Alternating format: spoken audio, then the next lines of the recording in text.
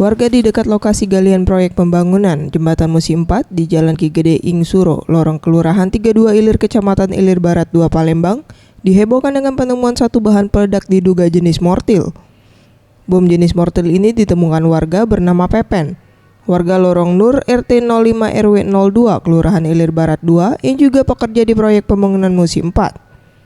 Dalam keterangannya, ia sedang istirahat lalu melihat benda mencurigakan di pinggiran galian.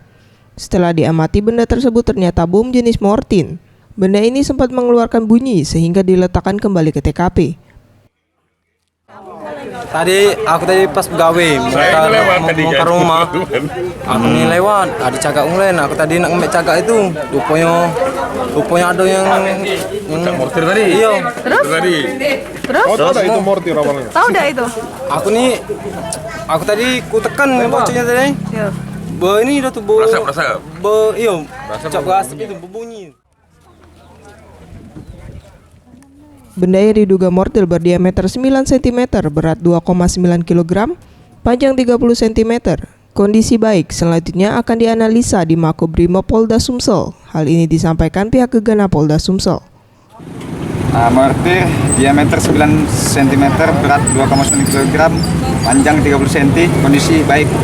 Kita amankan di Makobrimob. Selanjutnya dia apa, Pak? Ya, kita analisa lagi ya. Kita lihat.